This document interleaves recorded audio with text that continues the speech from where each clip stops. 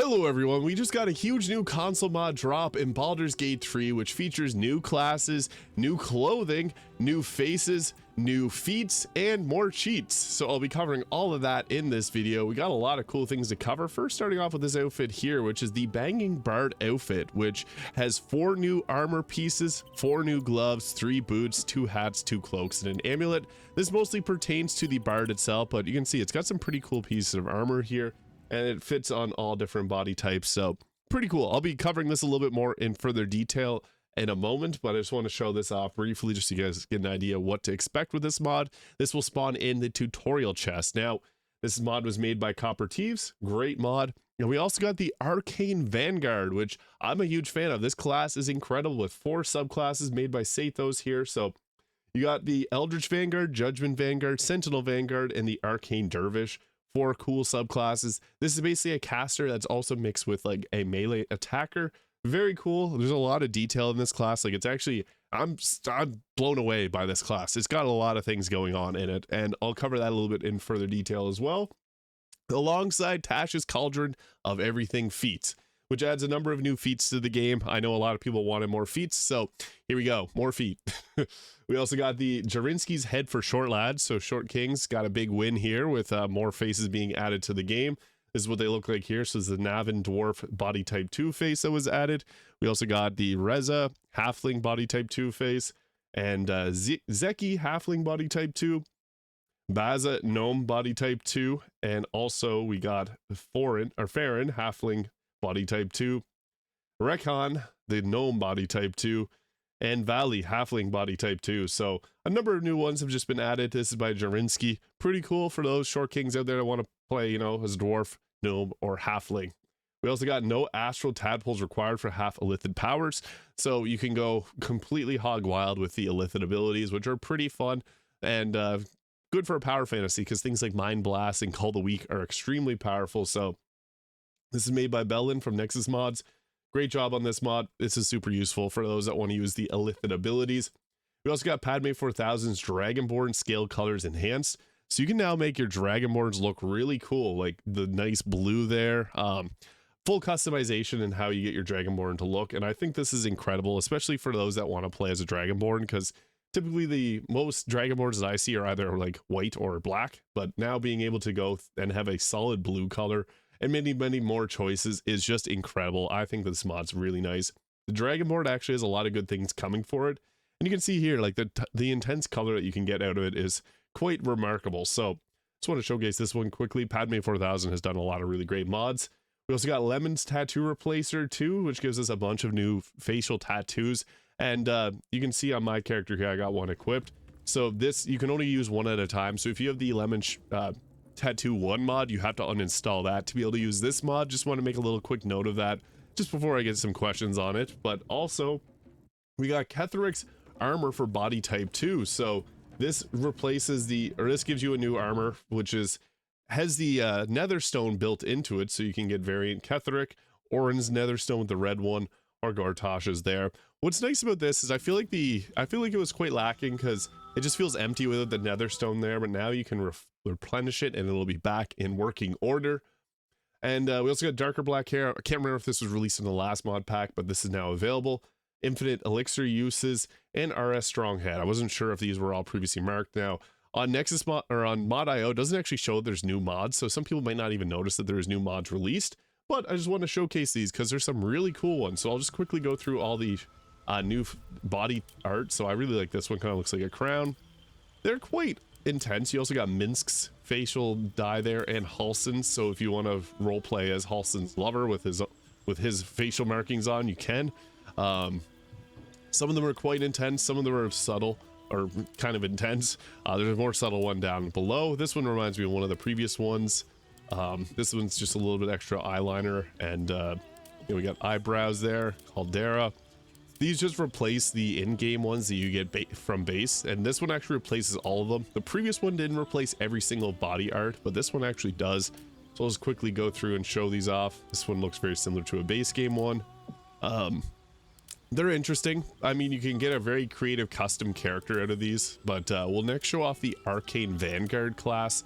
as well as the feats that come with it. The Arcane Vanguard class is incredibly detailed. I think it's one of the best that's been made on the mod manager, but yeah, some interesting looking body dyes here. Just quickly going through, this one is just a little bit on behind the ear, so that's what I was talking about, being not very, or quite subtle, but yeah, this one is a replacement of the other one that looks similar to that. Got a good one for if you want to play as an Aasimar when that drops on console, which is hopefully going to be soon. But I'll show off the Arcane Vanguard class now.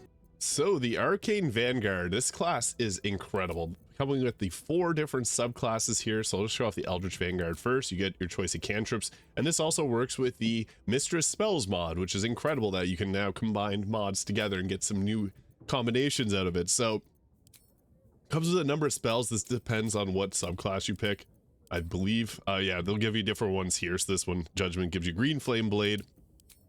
You get to choose a fighting style, and they come with unique fighting styles, which is pretty cool. So this one, while not wearing armor, adds your dexterity and your intelligence to your armor class, which is really useful. Increase movement speed by 6 meters.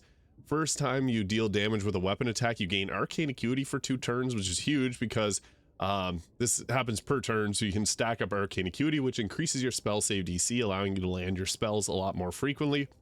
Your ranged spell attacks are made as melee spell attacks. This can be toggled on or off, similar to the gloves that give that effect.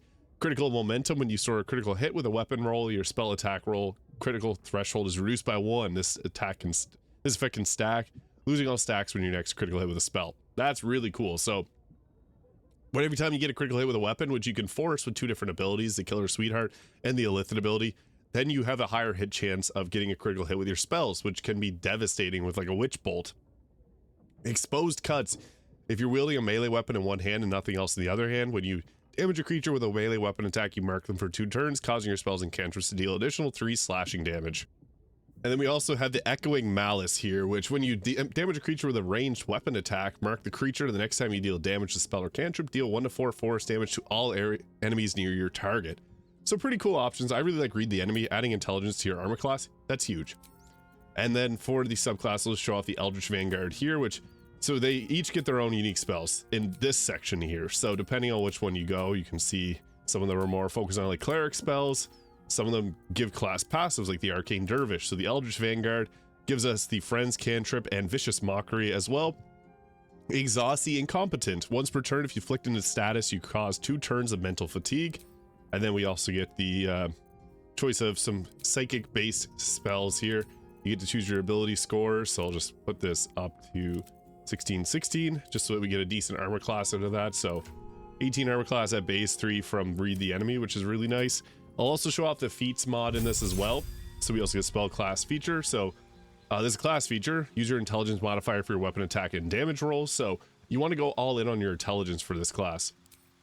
We also get to pick some more spells here with Thunderwave, then the class specific spells, and then class passives. So we also get the Vanguard Recovery per short rest, restore 2 first level spell slots once per short rest. Arcane Transposition, force an enemy in range to make a charisma saving throw or force them to trade places with you. Precision Casting, you can take a -5 penalty to deal an additional 1d8 damage on a spell. Vanguard Protection, you learn a technique that can protect you and your allies from damage for 5 turns. And then we also get the Arcane Life Tether. So mark a target when it ends its turn within 3 meters of your allies, they restore 4 to 7 health points. Some pretty cool effects here. Obviously getting spell slots back is super useful, so we'll just go with that. And then at level 3 we get Constructed Argument, so you gain a bonus to your persuasion checks equal to your intelligence modifier. Great for the face of the party. And then we also get to pick level 2 spells, and includes Mistress spells. And then we get cool things like Hold Person on this subclass. So it's cool that you get to pick a subclass spell and a class specific spell, so you can really define your build. Now I'll show off the feats as well here, so we'll just go through and just pick some. So Tasha's feats adds a good number of them here, so you can see there's quite a few.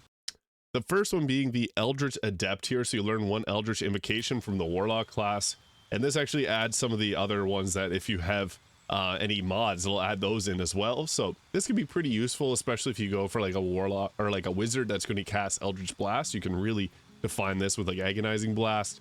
You also get the Fey Touch, so your intelligence, wisdom, or charisma increases by 1, and you learn Misty Step and a level 1 spell of your choice from the Divination or Enchantment School of Magic. So Misty Step being really useful.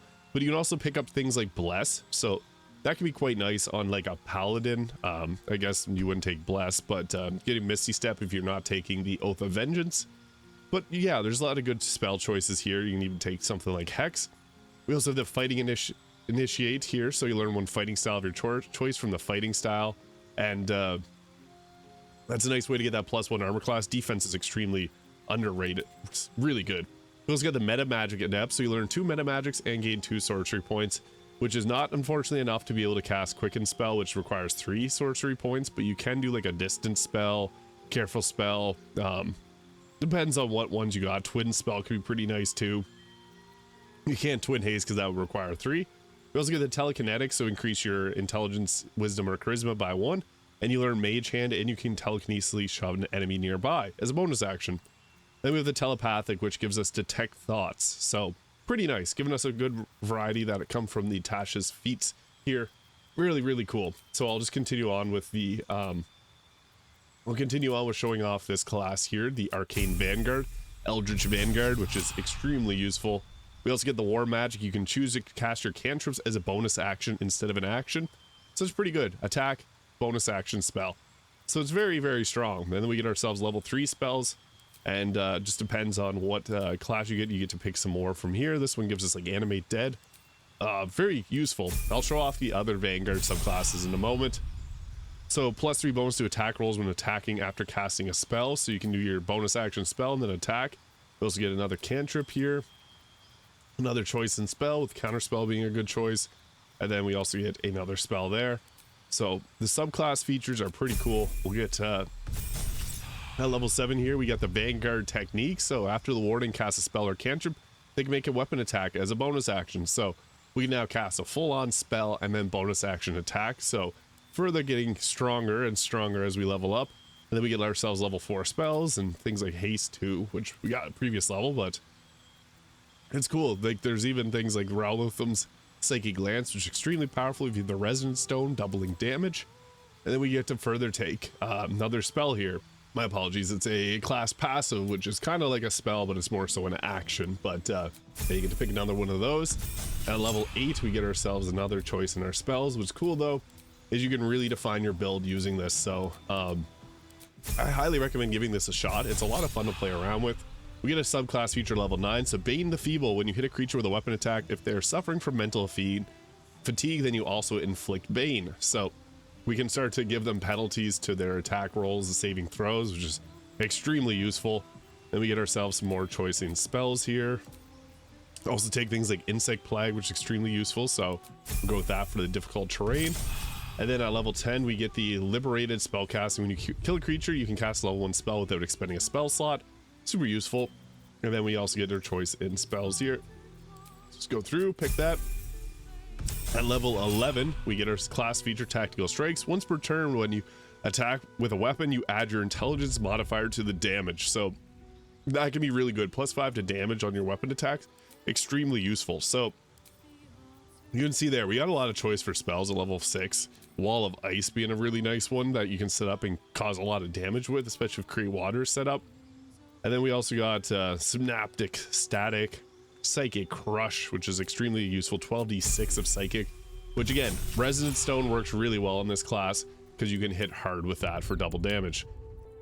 I'll show off the other subclass here. So as I went over the Eldritch Vanguard, when you inflict statuses, you inflict mental fatigue, and then when you attack them, it also makes them do a charisma saving throw or become baned.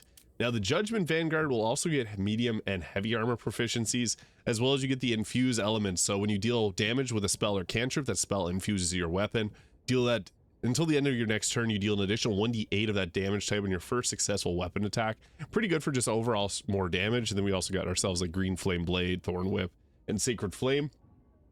And at third level, we get the Arcane Enlivening. So when hit by an attack, gain an Arcane Charge.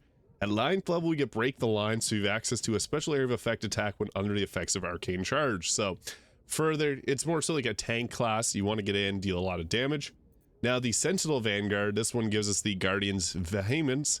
Whenever you heal a creature, you can add your intelligence modifier to your next weapon attack roll. And alongside this, when you heal a creature, you get guidance and resistance cantrips, and also you get the Word of Radiance if you have Mistress spells. At 3rd level, when you cast a non-hostile spell using a spell slot, you gain temporary health points equal to your Vanguard class level, so you can get up to 12 temporary health. Really nice. And at level 9, when concentrating on a spell, you add your intelligence modifier to your saving throws and gain +2 armor class. So this is a really powerful, tankier class, and yeah, this class also gets medium armor proficiencies. So yeah, the Sentinel Vanguard, medium armor, Judgment Vanguard gets medium and heavy.